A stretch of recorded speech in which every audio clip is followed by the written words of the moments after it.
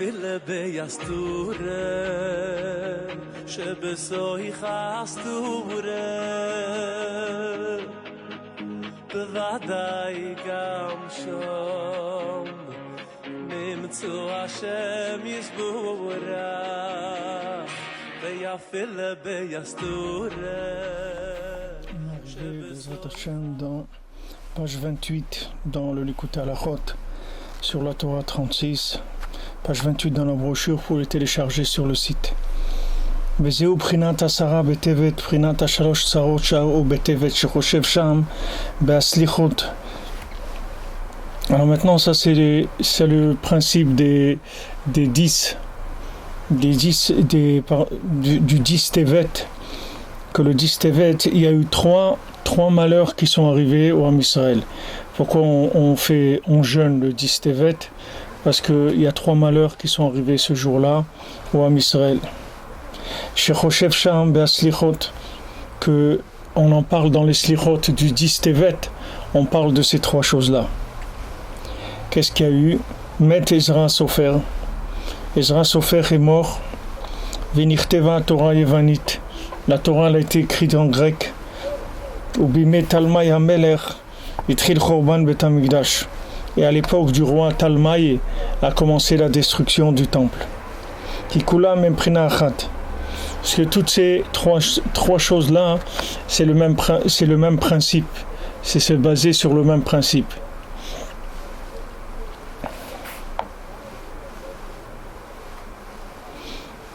Prinat Bgamanal, c'est-à-dire le problème en question, c'est-à-dire que c'est caché les tsayer à or livracha, mahmat shajor sarot, parce que ça devient difficile de dessiner la lumière en bénédiction à cause de ces trois malheurs-là qui sont arrivés. Qui met Ezra Sofer, Shaya Kotev Sefer Torah, parce qu'il est mort le Ezra Sofer.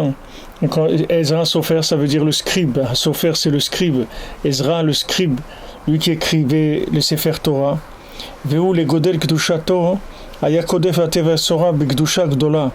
Et lui, grâce à sa sainteté, il écrivait le Sefer Torah avec très grande Kedusha, très grande sainteté.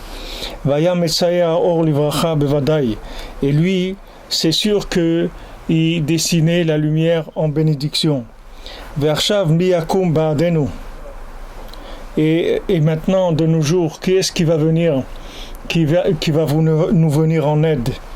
Ve'ech motzim sefer kaze shirtov ve'itzayer lanu otiot haTorah Kedosha beprinat bracha. Où est-ce qu'on va trouver un sofer comme ça, un scribe qui va nous écrire les lettres de la Torah, de notre sainte Torah, et qui les mettent, qui les écrivent en bénédiction.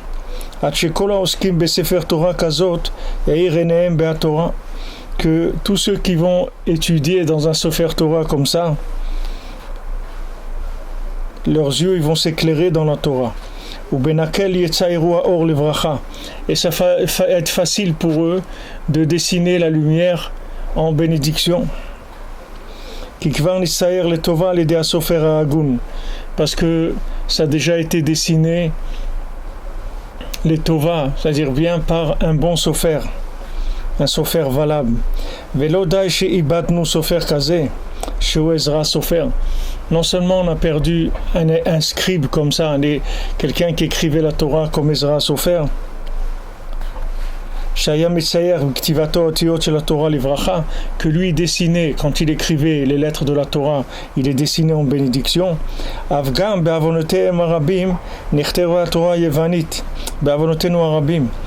Mais aussi, à cause de nos fautes, elle a été écrite la Torah en grec. Que c'est mamash le contraire du Sefer Torah de Ezra Sofer. C'est mamash le contraire. C'est-à-dire la Torah en grec, c'est le contraire de la Torah Kedosha. C'est mamash écrire dans une autre, complètement une autre, la vision contraire des choses. Mais Efer et Efer, mamash opposé. Qui est Bevadaim Betsarim Ora Torah le Efer. parce que eux, les Grecs, c'est sûr qu'ils ont écrit la Torah complètement à l'envers. À l'idée Ketivatam ve'atakatam, que à cause de ce qu'ils ont, de leur façon d'écrire et de copier,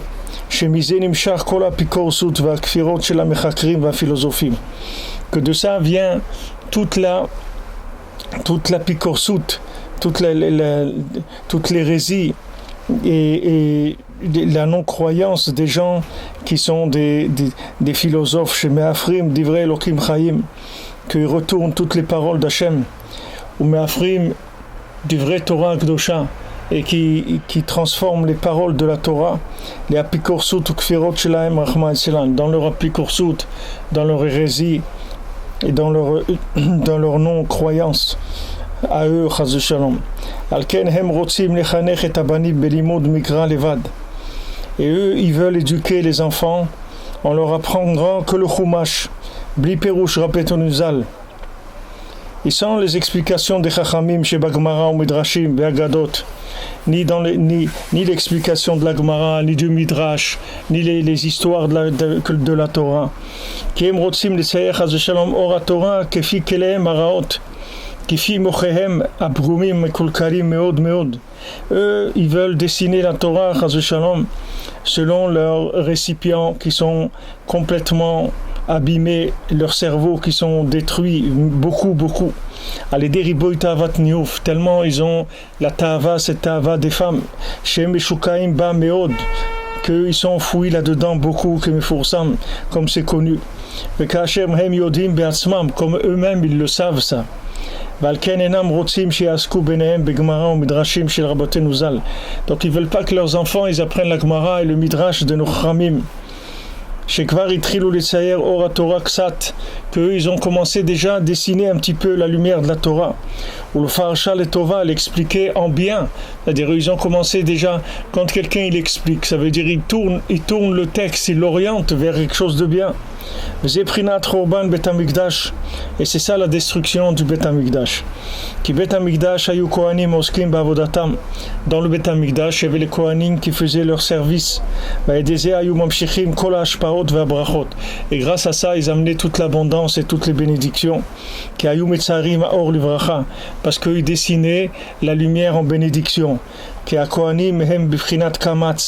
Parce que les Kohanim se trouvent dans le principe du Kamatz, Prinat Kamatz à Kohen, comme c'est écrit que le Kohen il fait la Kmitza, c'est-à-dire quand il prend de la farine, il prend la main et avec le petit doigt il coupe, ça s'appelle Kmitza.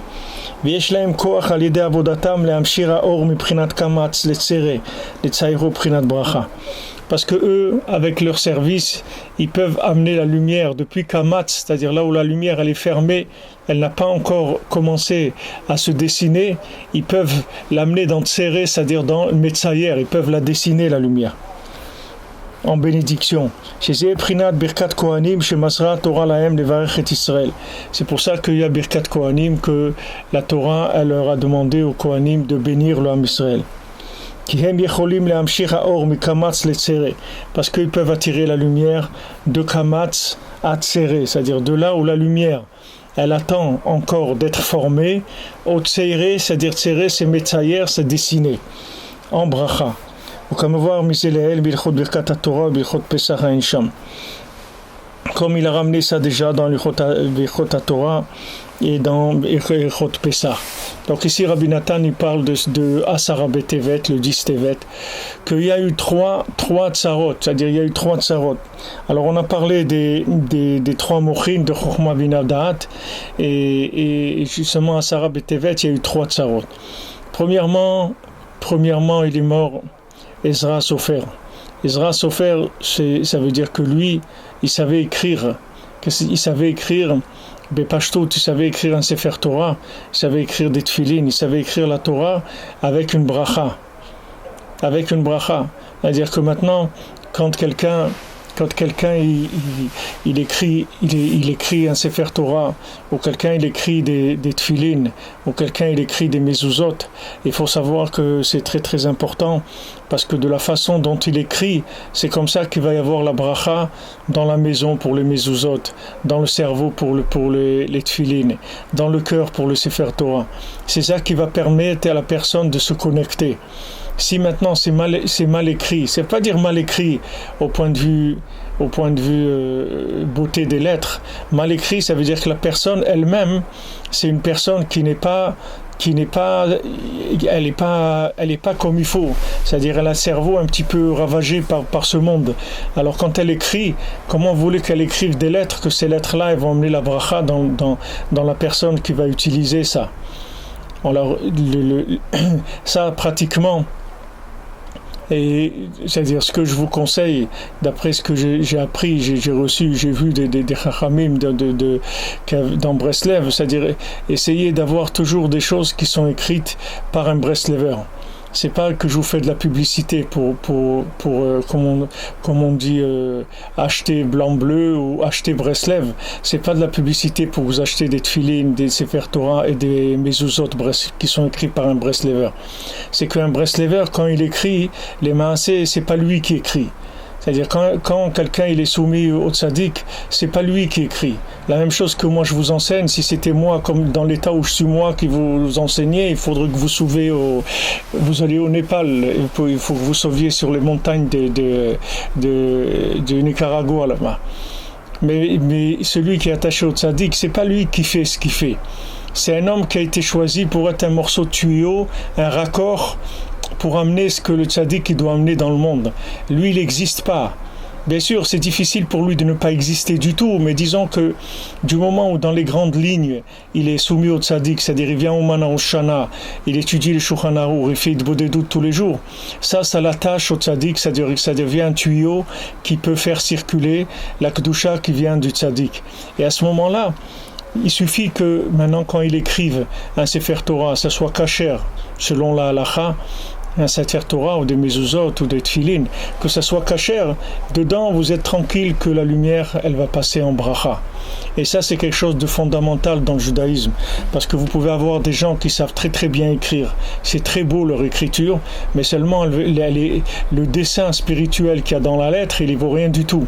Il n'a pas du tout de connexion spirituelle. C'est de l'art, mais c'est de l'art d'en bas, c'est de l'art de la forme extérieure. Mais il n'y a pas de bracha dedans, parce que la personne elle n'est pas attachée à un niveau très élevé. Même si c'est quelqu'un que vous voyez qu'il est sérieux, etc. Du moment où quelqu'un il n'est pas attaché au tzaddik, c'est très très très difficile pour que la Kedusha elle va descendre dans ce qu'il va faire, surtout dans Melechet HaKodesh.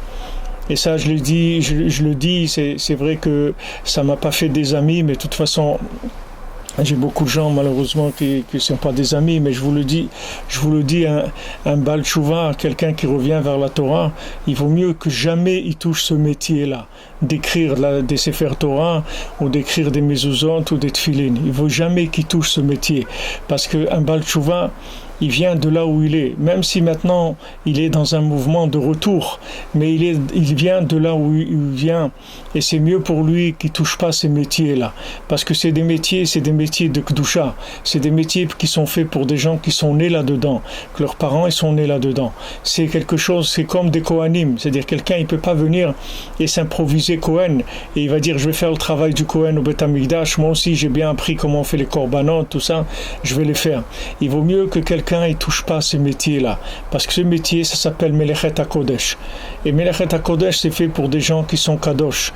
Maintenant quelqu'un du fait qu'il est né kadosh, il a un niveau de Kedusha. Quelqu'un qui revient, un Baal Tshuva, c'est comme un converti, c'est la même chose. Un Baal Tshuva, un converti, Rabbeinu dit c'est exactement la même chose. Parce qu'un Baal Tshuva, c'est quelqu'un qui était dans des mondes, qui était comme un goy, dans toute sa façon de penser, de vivre, etc.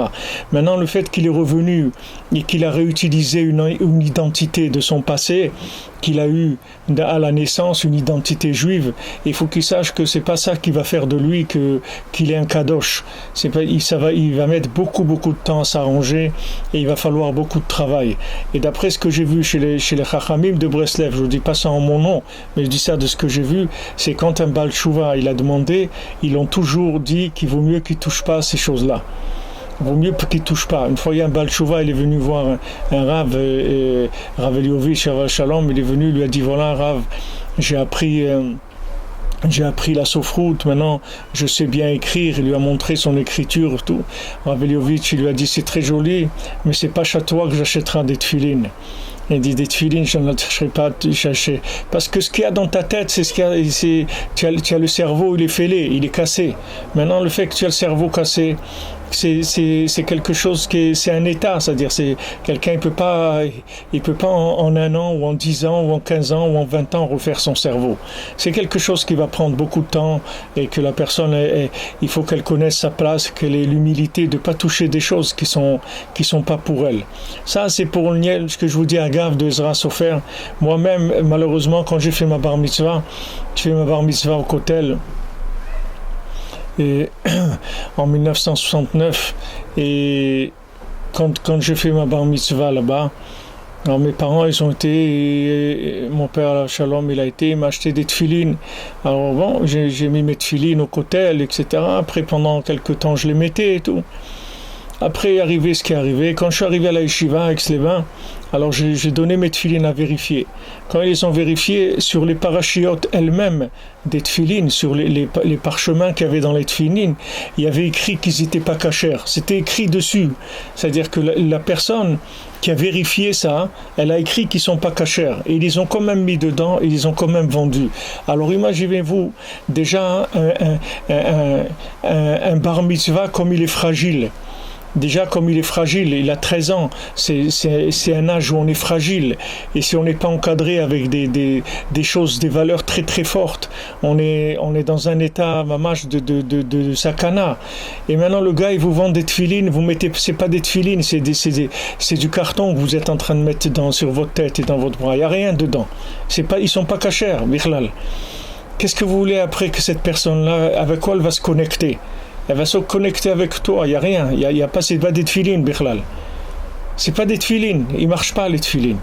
Alors ça c'est un extrême, mais maintenant dans quelque chose qui est moins extrême que ça, il faut savoir que la personne qui écrit les tefilines, qui écrit le Sefer Torah, qui écrit la Mezouza, c'est elle qui donne le ton de la chose, c'est-à-dire c'est elle qui va donner l'orientation de la chose. C'est la personne qui écrit. Quand elle fait descendre avec sa main, elle forme la lettre. Le shefa, la lumière, elle passe par son cerveau et elle va être dessinée par sa main. Il va vous dessiner avec sa main ce qu'il y a dans son cerveau. Vous prenez un peintre par exemple, vous voyez des peintres qui dessinent des choses. Vous voyez ce qu'ils ont dans la tête quand ils peignent. Maintenant, quelqu'un qui écrit, il va écrire de la lumière qui est revue ou corrigée par son cerveau. Alors, quand quelqu'un a un cerveau qui est fêlé, il faut qu'il fasse très très attention à ne pas toucher des choses, parce que c'est une responsabilité énorme, ce qu'il va y avoir dans l'âme Israël après. C'est ce qu'il dit ici. Regardez ce qu'il dit ici, que maintenant, il dit qui est-ce qui va nous venir en aide? Et comment on va trouver un sofer comme ça qui va nous dessiner les lettres de la Torah en bénédiction, que après tout celui qui va étudier dans cette Torah là, ses yeux ils vont s'éclairer et facilement il va trouver la bénédiction. Facilement ça va venir en bénédiction. Ça va être facile pour lui. Pourquoi? Parce que il est en train d'étudier dans un livre, que ce livre-là, il contient une kedusha, que la personne qui lui a donné la forme, la chose, elle est déjà formée. Elle est déjà formée en bracha. Alors quand la personne elle lit dedans, cette bracha elle l'arrange, elle fait que lui aussi il va s'orienter vers la bénédiction, c'est-à-dire vers la tchouva, vers la kedusha, vers aimer Akadosh Baruch Hu, etc.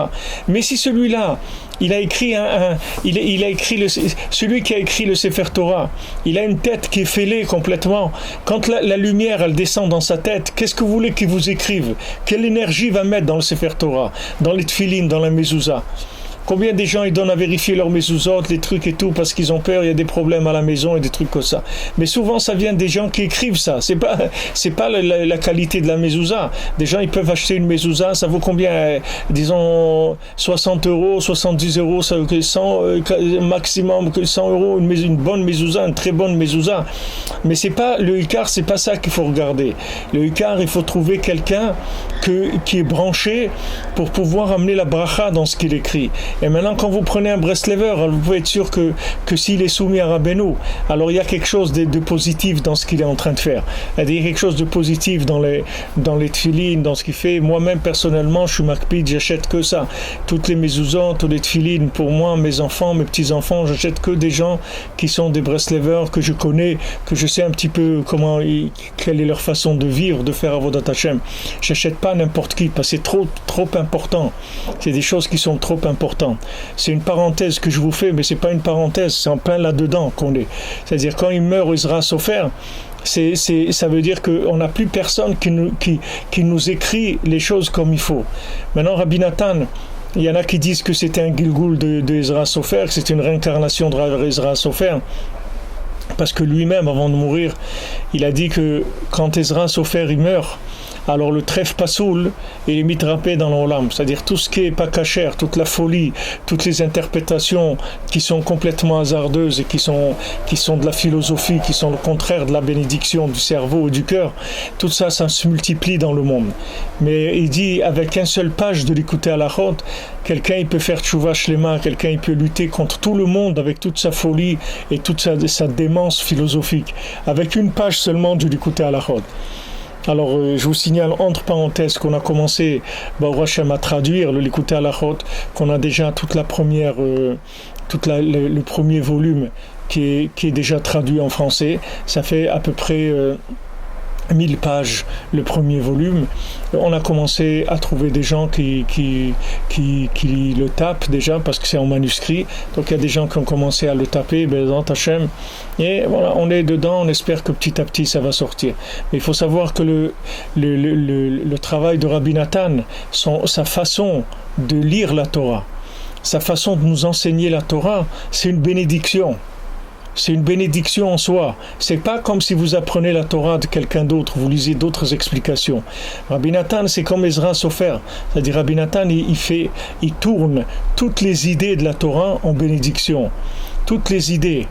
J'ai mon ami Zacher Letov, qui est Refoua Shlema, mon cher Raphaël Ben Chassiba Levi, il m'a raconté, le Rav Levi, il m'a dit que quand il était à la Yeshiva à Aix-les-Bains et que la première fois il a ouvert un Likutei Halachot et qui commence par le Inyan de regarder les points positifs qu'il y a en soi, il a vu ça, il allait s'évanouir. Il a dit quoi? De regarder le bien qu'il y a en soi. Mais il dit, j'ai jamais entendu une chose pareille. J'ai jamais entendu une chose pareille, qu'il fallait regarder le bien qui est en soi. Moi, j'ai toujours vu qu'il fallait regarder le mal et trouver tout le mal qui est en soi et lutter contre le mal.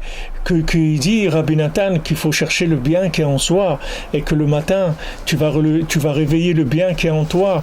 Le chant du coq, c'est le chant du point positif qu'il y a dans chacun. Ça, j'ai jamais entendu. Ça, c'était une révolution dans la Torah. Et à partir de ce jour-là, j'ai commencé une autre vie de Torah. Parce que Rabbi Nathan, il vous interprète la Torah, il vous donne une Torah en bracha. C'est-à-dire ce que jamais vous allez pouvoir trouver de par vous-même, lui va vous l'interpréter. C'est-à-dire lui, il le sort déjà. C'est comme si vous avez comme il disait Rav Chaikin à la Shalom, il dit la vodka, on fait avec la pomme de terre, mais si tu manges des pommes de terre, tu ne te saoules pas. Avec des pommes de terre, on ne peut pas se saouler. Il faut faire de la vodka. Maintenant, pour sortir la vodka de la pomme de terre, il faut une chokhma. Dans la pomme de terre, il y a la vodka, mais allez-y, sortez-la de la pomme de terre. Dans la Torah, il y a tout, mais allez, sortez-le. Sortez ce qu'il y a dans la Torah. Sortez le bien qu'il y a dans la Torah. Allez-y. Trouvez quelqu'un qui va vous changer votre vie avec ce qui est écrit dans la Torah. Parce qu'ici, il dit bien Rabbi Nathan que le responsable, c'est pas celui qui étudie. Le responsable, c'est celui qui a écrit. C'est pas celui qui étudie. Celui qui a écrit le Sefer Torah. Quand quelqu'un il lit dans un Sefer Torah kasher, un Sefer Torah qui a été écrit par un tzaddik, alors ce Sefer Torah, il va faire tchouva à la personne. Il va ressentir des rourés de tchouva, il va lire dedans, il va vouloir se rapprocher d'Hachem parce qu'il y a une bénédiction dans le Sefer Torah. Et j'ai entendu que la semaine dernière, ils ont trouvé un Sefer Torah en Pologne chez des Polonais, des goïms polonais, qui avaient des voisins juifs, et qu'en 1920 ou 1930, ils leur ont donné ce Sefer Torah avant de partir. Eux, ils croyaient qu'ils allaient revenir, les pauvres, ils ne sont jamais revenus. Les juifs qui leur ont donné ce Sefer Torah, ils leur ont dit, vous le gardez, et quand on reviendra, on le prendra. Et si jamais on ne revient pas, alors il faut au moins que le donner à un juif. Et il dit, il ne savait pas qu'est-ce que c'était. Ils ont mis ce Sefer Torah, il était sous un lit, ils l'ont même utilisé pour faire des chaussures et des trucs, des parties du Sefer Torah, ils ne savaient pas. Et maintenant, Minachamen, il y a un organisme qui va comme ça, qui cherche dans le monde des racines des juifs, etc. Ils ont atterrissé chez ces gens-là, et en parlant avec eux, on dit, justement, on a un truc juif là, chez nous, ils ont sorti ces rouleaux de Sefer Torah, et la personne a lu un Sefer Torah qui a un siècle, qui a été écrit il y a un siècle ou plus, et il a pris en Eretz Israël, il a dit, il va le réparer, etc. Alors maintenant, il y a des Sifrei Torah que si jamais on lit dedans, c'est autre chose que si on lit dans un Sefer Torah qui a été écrit par n'importe qui, par un Ben Adam commun. Il y a des Sifrei Torah qui ont été écrits par des gens d'une telle façon que chaque lettre qu'il écrit, chaque mot qu'il écrit, c'est avec un attachement profond à Hachem. Et alors la lumière, elle descend en bracha. Il y a des gens, quand ils écrivent, chaque fois qu'ils écrivent le nom d'Hachem, ils vont au mikvé avant. Chaque fois, ils ont un mikvé à côté. Moi, j'avais un de mes oncles, Alav Shalom, qui était sophère au Maroc. Ma grand-mère, elle me racontait qu'il avait sa chambre fermée et il avait le mikvé. C'est ça il avait son mikvé et la chambre où il écrivait. Et sans arrêt il se trempait au mikvé. Tout le temps qu'il écrivait un nom d'Hachem, avant il allait se tremper au mikvé, les kavanot, les trucs, après il écrivait le nom d'Hachem. C'est sûr que vous allez pas. Comment vous voulez quelqu'un qui est passé par là où il est passé, qui a vu des films, des films de je sais pas quoi, des westerns, et qui a mangé ce qu'il a mangé, qu'il a fait ce qu'il a fait. Comment vous voulez que ce bonhomme-là, il va vous écrire un Sefer Torah? Et c'est osé, c'est très très osé de faire des choses comme ça. Mamash, très osé. Maintenant, si la personne, elle a annulé au tzaddik dans sa vie, si sa vie, elle l'a donné au tzaddik, donc c'est plus lui. Il est soumis. À ce moment-là, il peut faire des choses. À ce moment-là, il peut faire des choses parce que c'est pas lui qui les fait. Et ça aussi, ça demande beaucoup de prières et beaucoup de sérieux et beaucoup de choses. Mais en tout cas, on conseille, et moi je vous le conseille vivement, parce que dans ce monde-là, malheureusement, on ne voit pas beaucoup de choses, mais d'acheter ces choses-là chez des gens qui sont des Breslev, et pas des Breslev qui sont des Balei Tchouva, des gens des Breslev qui sont Breslev de génération, parce que vous avez plus de garantie qu'il y a une bracha dans ces écrits-là. Alors maintenant, Rabbi Nathan, il nous dit que du moment où il est mort, Ezra Sofer, alors ils ont écrit la Torah en grec. Ce jour-là, ça a été le même, c'est-à-dire ce coup-là qui a eu le 10 Tevet, les Maaseh, c'est un coup qui c'est le même. C'est-à-dire le fait que Ezra Sofer est décédé ce jour-là et le fait qu'on a traduit la Torah en grec ce jour-là, c'est le même problème. C'est-à-dire un est lié avec l'autre. Le fait que Ezra Sofer il meurt, ça amène à traduire la Torah en grec. Traduire la Torah en grec, ça veut dire quoi? Ça veut dire traduire, expliquer la Torah comme un grec. Voilà, vous avez des rabbins qui sont philosophes. Un rabbin philosophe, ça n'existe pas. C'est quelque chose qui n'a pas. Vous ne pouvez pas dire ces deux mots-là en même temps. C'est des mots, vous ne pouvez pas les dire en même temps. Ou tu es un rabbin, ou tu es philosophe. Tu peux pas. Il y a des rabbins psychologues. Il y a des rabbins, ils se vantent, ils sont des rabbanim, des grands rabbanim qui donnent les herchers et tout, et ils se vantent qu'ils ont une maîtrise ou une licence en psychologie. Mais quelqu'un, il peut pas avoir une licence en psychologie et en même temps il enseigne la Torah. Et il faut attention. C'est-à-dire c'est pas n'importe quoi. On fait pas n'importe quoi. Quelqu'un qui a mis sa tête dans la philosophie, dans la psycho, dans la psychanalyse, dans ces choses-là, il est frappé de la tête complètement. Comment ce gars-là, il va vous traduire la Torah? En quoi il va vous traduire la Torah? En quoi il va traduire la Torah? Voilà, j'ai vu un rabbin un rabbin qui ils ont interviewé, je sais pas si c'est vrai, mais en tout cas un rabbin ils ont interviewé en France, il a dit j'enseigne à mes enfants la plus grande discrétion dans le judaïsme, c'est-à-dire je leur dis de pas mettre la kippa dehors, d'avoir aucun signe juif à l'extérieur. Pour pas se faire agresser, parce qu'en France aujourd'hui c'est difficile, etc. Mais maintenant quelqu'un il enseigne ça à ses enfants, mais qu'est-ce qu'ils vont faire ces enfants demain? C'est-à-dire c'est maintenant quelle Torah c'est ça? C'est une Torah de quoi? Que tu sors pas avec ta kippa dans la terre, dans la rue, tu dis à ton fils ne mets pas la kippa dehors, mais c'est honteux. Mais déménage, va-t'en. Qu'est-ce qu'il y a des pays où tu peux mettre la kippa? Comment tu peux continuer à vivre dans un pays comme ça? Du moment où tu peux plus sortir, tu peux pas mettre ta kippa dans la rue, mais on va pas retourner, on n'est pas des maranes, on va pas retourner, c'est pas l'inquisition. Si maintenant tu penses que ton fils il va se faire agresser s'il a une kippa, mais sauve-toi, va-t'en de là-bas. Tu veux pas aller en Israël, tu n'es pas capable, va trouver des pays dans le monde où tu peux sortir avec la kippa. Mais c'est des visions de la Torah qui sont complètement à l'envers. Ça vient de quoi ça? Parce que c'est des gens qui étudient une Torah qui est traduite en grec. C'est-à-dire quand ils disent la Torah, ils interprètent l'interprétation de la Torah, c'est une malédiction. C'est-à-dire c'est dans le mot de malédiction, on peut dire que c'est une mauvaise malédiction. On peut dire que c'est une mauvaise diction. C'est ça la malédiction. La malédiction, c'est une mauvaise diction des choses. C'est-à-dire, c'est dire mal les choses. C'est ça le maudit. Quand quelqu'un il maudit, qu'est-ce qu'il fait? Il dit un mauvais à la personne. Il lui dit, voilà, que tu es ça ou tu es ça. Qu'est-ce qu'il fait? Il dit un mot, il dit du mauvais avec sa bouche. Il le maudit, c'est-à-dire le maudit, il dit quelque chose de mauvais avec sa bouche.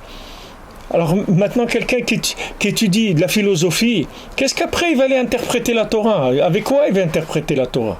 Alors ça vient du moment où il n'y a pas Ezra Sofer, il n'y a pas quelqu'un qui peut nous écrire la Torah et nous la traduire en bracha, alors il y a des gens qui viennent et qui traduisent la Torah en grec. Donc maintenant ces gens-là, ils veulent pas que leurs enfants ils étudient la Gemara et les Midrashim, toutes les choses qui risquent de tourner déjà en bracha parce que c'est déjà interprété. Ils s'éloignent de ça. Eux, ils veulent étudier la Torah simple. C'est-à-dire simple, que ça dérange pas dans ma vie, ça vient pas m'agresser dans ma vie. C'est-à-dire moi, je vis ma vie comme je veux. Et la Torah, elle me dit de faire ce qu'elle dit de faire. Voilà, mais c'est écrit dans la Torah comme ci ou comme ça. Mais moi, je fais ma vie. Moi, je suis pas obligé de faire les choses qui disent les Chachamim. Voilà comment les gens y pensent. Alors de ça, qu'est-ce qui sort? Il sort le Chorban du Beth HaMikdash, la 3e étape. Tout ça, c'est des étapes de destruction. Première destruction, le point de départ de tout, c'est quand le tzaddik il s'en va, celui qui sait écrire la Torah, il s'en va. Après, les gens ils viennent, ils commencent à traduire en grec. Tous les rigolos qu'il y a dans le monde, ils viennent et commencent à faire des interprétations de Torah. Des interprétations de Torah, ils vous sortent n'importe quoi. Des gens ils peuvent vous sortir n'importe quoi. Il y a des gens qui disent que la Torah c'est rien qu'en Chutz Laaretz. En Eretz Israël tu n'as pas besoin, parce que comme tu vis en Israël tu n'as pas besoin de faire les mitzvot. Les mitzvot c'est pour que tu te rappelles que tu es juif. Alors tu les fais quand tu es en dehors d'Israël, mais quand tu es en Israël, ça y est, tu es dans la terre d'Israël, tu n'as pas besoin de faire les mitzvot. C'est joli comme interprétation, ça a l'air joli, mais c'est complètement du sheker gamour, c'est complètement faux. Mais des gens, ils ont fait passer ça, il y a des synagogues entières dans Chutz Laaretz qui pensent comme ça. Que le jour où enfin ils pourront montrer en Israël, enfin ils n'auront plus besoin de faire ni Shabbat, ni mettre les tefilines, ni plus rien, parce qu'ils seront en Israël. Mais ça existe, c'est des théories qui existent et qui ont accroché des gens. Parce qu'il y a des Grecs qui lisent la Torah. C'est des gens-là, c'est des Grecs, c'est des gens qui ont un cerveau de Grec. Donc ils s'éloignent des interprétations basiques de la Torah pour aller vers des choses qui sont des choses qu'ils ont inventées. Comment ils peuvent inventer? S'ils prennent la Torah à la base, ils prennent les mots de la Torah, de Chumash, alors ils peuvent l'interpréter comme ils veulent. Mais s'ils prennent maintenant les Chazal, s'ils prennent la Gemara, les Poskim, le Midrash et tout, le Zohar, ils peuvent plus faire ce qu'ils veulent. Parce que là, il y a des choses qui sont claires. Voilà, ça c'est oui et ça non. Eretz Israël, au contraire, c'est là où on fait encore plus les mitzvot. Au contraire, la Torah, c'est le contraire qu'elle dit.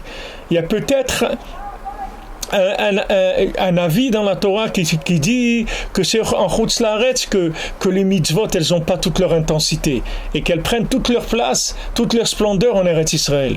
C'est le contraire complètement. Et comment les gens ils arrivent à cette interprétation? Parce qu'ils ont glissé vers la philosophie, doucement, doucement. Comment ils ont glissé? Parce qu'Ezra Sofer, il est mort. Parce que le tzaddik, il est mort. Comme Moshe Rabbeinu, il a dit, je sais, voilà, aujourd'hui on a étudié la paracha, on a commencé la paracha, la paracha de Nitzavim, que c'est la paracha où Moshe Rabbeinu il fait rentrer tout le Ham Israël dans l'alliance avec Hachem avant de mourir. Et Moshe Rabbeinu leur dit, vous savez, je sais qu'après ma mort vous allez fauter. Je sais qu'après ma mort vous allez fauter. Alors on voit que toute l'époque de Yehoshua, les Maasés, ils n'ont pas fauté le Ham Israël. Alors dans Yehoshua, au début, il dit ça, il dit que bien que Moshe Rabbeinu dit, je sais qu'après ma mort, vous allez fauter, on voit que toute l'époque de Yehoshua, ils n'ont pas fauté. Alors Rashi, il dit, de là on apprend que tant qu'il y a un élève du Rav qui est vivant, alors le Rav, il est vivant. Ça veut dire que maintenant, toute l'époque de Yehoshua, comme Yehoshua c'était un élève de Moshe Rabbeinu, donc toute la force de Moshe Rabbeinu, toute son intensité spirituelle, elle était là, elle était dans le monde, parce qu'il restait un élève comme Yehoshua. Après, ça s'est descendu, les gens ils ont commencé à en faire à leur tête, etc. Mais tant qu'il y avait des élèves du tzaddik, alors le tzaddik il était vivant, mamash. Donc Rabbi Nathan il explique, il dit que maintenant, le tzaddik il est jamais mort, parce que les tzaddikim bemitatam nikraim chaim, les tzaddikim quand ils sont morts ils s'appellent vivants, et les tzaddikim ils sont plus vivants quand ils sont morts que quand ils sont vivants. Seulement ça dépend de la considération de l'homme. Si l'homme il le considère comme mort, alors il est mort. Si l'homme il le considère comme vivant, il va voir qu'il est vivant. Ça dépend de son interprétation de la vie. Si un homme il croit dans les tzaddikim et il croit que les tzaddikim ils sont vivants, alors il va voir qu'ils sont vivants mamash, qui sont là, mamash à côté de lui, tous les tzaddikim. Tous les tzaddikim. Plus forte raison, Rabbi Nachman, qui est le tzaddik de la génération, qu'il a dit, je reste avec vous, je pars pas, Chas Shalom, je ne veux pas vous abandonner. Il a dit à quelqu'un, quand quelqu'un il a eu peur, il voyait que Rabbi Nachman il commençait à partir petit à petit, Rabbi Nachman il a commencé à être malade à peu près à l'âge de 30 ans, 31 ans, et après à l'âge de 38 ans il est décédé. Mais à la fin, quand ils ont commencé à voir qu'il partait, au début c'était difficile pour eux, ils ne voulaient pas croire qu'il allait mourir, Rabbi Nachman. Après, quand il y en a certains qui s'en sont fait à l'évidence de la chose, alors ils ont dit, Rébé, vous nous laissez. Alors, il a dit, comment je vous laisse? Jamais je vais vous laisser. Et il dit, si maintenant je suis dans la pièce à côté et vous me parlez à travers la porte, est-ce que je vais vous entendre ou pas? Alors ils ont dit oui. Il a dit, c'est la même chose. Je vais toujours être là dans la pièce à côté. C'est-à-dire, je suis toujours là. C'est de votre côté à vous. Maintenant, il faut de la émouna. C'est apprendre ou laisser. C'est-à-dire, vous voulez avoir la émouna. Vous avez la émouna, vous voulez pas. Vous avez trouvé quelque chose de mieux. Vous avez trouvé le Walt Disney ou le Disneyland. Allez-y. Allez-y. Batzlacha. Qu'est-ce qu'on peut faire? Vous avez trouvé quoi? La fête au village. Allez-y. Faites la fête. Qu'est-ce qu'on peut dire? On n'a rien à dire. Nous on dit les paroles des tzaddikim, voilà ce qu'il y a. Voilà ce qu'il y a. Moshe Rabbeinu lui-même, il a dit, je sais qu'après ma mort vous allez fauter. On dit, ça c'est quand nous on considère qu'il est mort. Mais si on ne considère pas qu'il est mort, alors le tzaddik il a toute sa puissance. C'est pour ça que le tombeau de Moshe Rabbeinu il est caché. Parce que si le tombeau de Moshe Rabbeinu n'était pas caché, il dit, c'est écrit qu'on aurait été là-bas, on aurait prié, et Moshiach il serait venu tout de suite. Parce que Moshe Rabbeinu, du moment où on va sur sa tombe et on prie, il fait descendre le Mashiach. Alors avant Ben Nachman, il dit dans l'Agdama de Korveor, au début, il dit que c'est la même chose avec la tombe de Rabbi Nachman.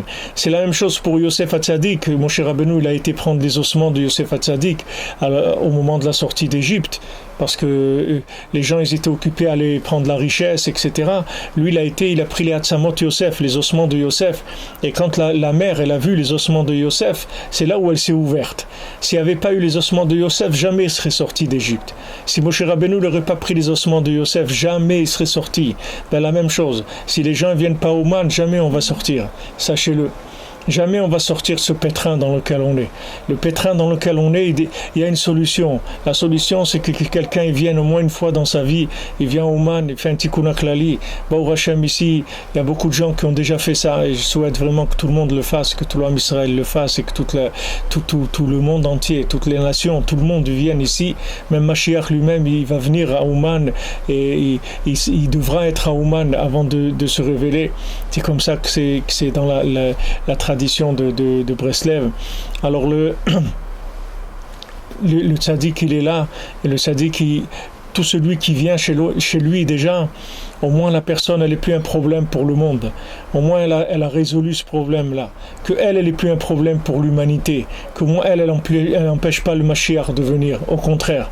Rabbi Nachman il a dit chaque voyage qu'on fera pour venir à Ouman il sera Mekarev la Géoula. À chaque fois que quelqu'un vient à Ouman il est Mekarev la Géoula. Je vous ai donné plusieurs explications, il y a beaucoup d'explications sur ça et on en parlera souvent. C'est les chemins de la Géoula, c'est-à-dire tout celui qui vient ici il trace les chemins de la Géoula. Il trace les chemins de la Géoula. Comme les gens ils disent tracer la route, alors on trace les chemins de la Géoula. Chacun qui vient chez le Sadiq, il trace les chemins de la Géoula. De la même manière que Yosef HaTzadik, avec ses ossements, on est sorti d'Égypte, avec les ossements de Rabbi Nachman, on va sortir de la galoute dans laquelle on est. C'est la même chose. Mais ça, d'où on reçoit ça? On reçoit des chachamim. Comment voulez-vous que nous, on puisse trouver une chose comme ça? Quelqu'un, il peut trouver une chose comme ça. Qui est-ce qui est au niveau aujourd'hui de pouvoir avoir une sensibilité à la Kedusha pour savoir ces choses-là? Au contraire, les gens, ils se basent sur leur cerveau, sur ce qu'ils ont compris, sur ce qu'ils ont analysé. Et des gens, ils vous disent, ouais, tel Rav, il pense comme ça, mais moi, je pense comme ça. Mais qui tu es, toi, Bichlal? Qui tu es? De quoi tu parles? Tu vois pas dans quel état tu es? De quoi tu parles, Bichlal? Moi, je pense comme ça. Qu'est-ce que tu es pour penser? Tu penses quoi? Tu sais pas que ce que tu penses, c'est ça qui détruit le monde, c'est ça qui détruit le judaïsme. Si les gens ils arrêtaient de penser et ils se soumettaient au tzadikim, alors vraiment ça irait très très vite, la délivrance ça viendrait très très vite. Mais les gens ils vont avec leur cerveau, ils ont envie d'interpréter des choses. Ils ont envie de comprendre comme ça, les trucs, d'exister à travers leur compréhension, du moins d'avoir l'impression d'exister. Parce qu'Akadosh Baruch Hu, il a dit, Adam Arishon, quand tu mangeras de l'arbre de la connaissance du bien et du mal, tu vas mourir. Les gens, ils pensent les gens, ils pensent qu'ils existent. Les gens, ils pensent, je pense donc je suis, je pense donc je suis mort. C'est pas je suis. Je pense donc je suis mort. Quand quelqu'un y pense, il est mort. Ça veut dire il a aucune, il peut même pas imaginer ce que ça veut dire de la lumière bénite. Il sait pas ce que ça veut dire de la lumière de bénédiction. Il sait même pas que ça existe. Il a aucune notion de ce que ça veut dire une lumière en bracha. C'est pas du tout. Lui, tout ce qui vient, il le maudit avec son cerveau. Tout ce qui vient, il le transforme avec son cerveau et le rend de la malédiction. Tout ce qui rentre dans sa tête. Alors, qu'est-ce qu'il va faire avec ça? S'il ne se soumet pas, il va jamais s'en sortir. Et encore s'il est tout seul, on le ramassera avec tous les autres au passage. Mais si cette personne-là, elle commence à se mettre en dirigeant du Ham Israël, et elle commence à influencer des communautés, et elle commence à parler sur les tzadikim ou des choses comme ça, alors là, c'est des choses qui sont extrêmement graves. Alors le point de départ, c'est ça, c'est la mort de Ezra Sofer. C'est-à-dire quand les gens ils considèrent les tzadikim comme morts, et ils pensent que c'est eux qui sont sur la scène aujourd'hui, que les gens d'avant, ils valent rien du tout. Les gens d'avant, ils valent rien du tout. Et ils pensent que c'est eux, les premières lignes, c'est eux aujourd'hui. C'est eux qui prennent l'affiche, c'est eux qui sont les vedettes. C'est eux qui sont les vedettes du Ham Israël. Mais c'est pas vrai. Les vedettes du Ham Israël sont derrière nous, ils sont pas maintenant. Maintenant, on n'a que des gens qui peuvent se soumettre, on n'a que des élèves, c'est tout. On n'a que des élèves. Et Alvaï qu'on soit des élèves comme il faut, et qu'on écoute le maître, et qu'on bouge pas de ce qu'il dit, et qu'on essaye de faire au maximum ce qu'il nous dit de faire. Alvaï déjà qu'on arrive à ça. Alvaï qu'on arrive à ça. À ce moment-là, on empêchera la traduction de la Torah en grec. Parce que ces gens-là qui traduisent la Torah en grec, ils viennent devant des gens qui sont pauvres spirituellement, des gens qui ont besoin qu'on leur donne un goût de Torah, une explication de Torah. Les gens, ils sont pas capables de tout de suite de venir et d'apprendre la Torah du tzaddik et de venir faire des interprétations qui sont en bénédiction. Donc les gens, ils ont besoin, ils ont soif. Les gens, ils sentent le vide de l'humanité. Ils veulent se rapprocher d'Hachem. Alors maintenant, quand ces gens-là, ils arrivent et qu'on leur donne des vieilles trucs, des interprétations de la vieille philosophie qui vaut rien du tout, la philosophie qui vaut rien. Des gens, ils ont réinventé la Torah. Même dans Breslev, il y a des gens, ils ont réinventé Breslev. Même dans Breslev, il y a des gens, ils l'ont réinventé. Puis des gens qui n'ont jamais fréquenté un Breslever, ils n'ont jamais su qu'est-ce que c'est un Breslever, ils ont lu des choses dans les livres, ils ont dit ah oui, j'ai vu, il faut faire comme ça, il faut faire comme ci. Mais il faut que tu le vois en vécu pour pouvoir savoir ce que c'est. Pour ça, je vous ai dit souvent de faire les livres qui est à côté, de lire tous les livres qui est à côté, tous les livres qui parlent de la vie de Rabbi Nathan, de la vie de Rabbi Nachman, ou Chaim Moharan, ou Sichot Haran, ou Haïm la Troufa, ou Yemé Moharanat, tous les livres qui sont des livres à côté, on voit le vécu des tzadikim, ça s'appelle du shimouch, ça veut dire ça s'appelle du concret, on voit vivre le tzadik, et ça c'est des points, des repères énormes, c'est des repères énormes dans la vie. Alors quand maintenant le tzadik on le considère comme mort, alors il sort des rigolos, des farfelus ils vont traduire la Torah en grec, et quand ils traduisent la Torah en grec, il y a le Khorban de Beth Amikdash, c'est la destruction du Beth Amikdash, c'est tout, c'est très simple comment ça marche. La destruction, c'est très simple comment elle marche. Et la reconstruction, elle est très facile aussi. Ça marche, c'est la même chose, il faut faire à l'envers, c'est tout. Au lieu de le détruire, il faut le construire. Alors qu'est-ce qu'on fait? On se lève la nuit, on pleure sur la destruction du temple. On dit Hachem, on voudrait tellement que tu aies une maison. Nous, on a une maison, pour Hachem, on a un oreiller. La nuit, on met notre tête quelque part. Toi, tu n'as pas de maison. Toi, tes enfants, ils sont dans la galoute. Alors, on aimerait que ta maison soit reconstruite. De ça, on remonte. On remonte dans la Emouna, dans les tzadikim. Et de ça, on efface les traductions grecques qu'il y a dans le monde. On efface les traductions. C'est écrit que Abraham Avinu, il a écrit beaucoup de Sfarim. Nos ancêtres, ils avaient beaucoup de Sfarim. Abraham, Yitzhak et Yaakov, vous croyez qu'ils n'avaient pas des livres? Ils avaient écrit des livres. Mais seulement, ils ont vu qu'il allait venir dans le monde de tels livres de philosophie et d'hérésie qu'ils ont fait un échange spirituel. Ils ont donné leurs livres, ils ont fait disparaître leurs livres pour qu'ils disparaissent aussi ces livres de philosophie.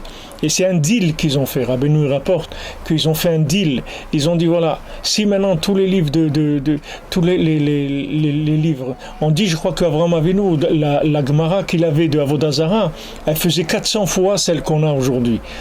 C'est-à-dire qu'il connaissait tous les trucs d'Avodah Zarah, mais à un niveau qu'on ne peut même pas imaginer. Et tout ça, ils ont fait disparaître ces livres. Pourquoi? Pour que les livres de philosophie disparaissent aussi. Tellement c'est dangereux. Avraham ben Nachman, il dit que rien que de regarder dans un livre de philosophie, même si on ne lit pas, même si on ne comprend pas ce qui est écrit, rien que de regarder dedans, c'est mazik, ça fait du mal.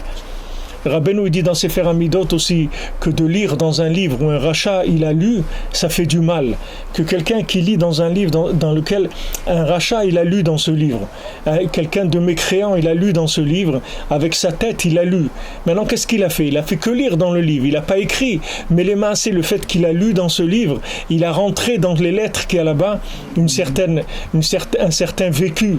Et ce vécu, il sort quand une personne vient lire ces choses-là. Il faut pas croire, c'est très un homme, c'est très fragile. Et c'est pour ça qu'on est dans l'état où on est. Ne croyez pas que c'est parce que c'est fragile un homme.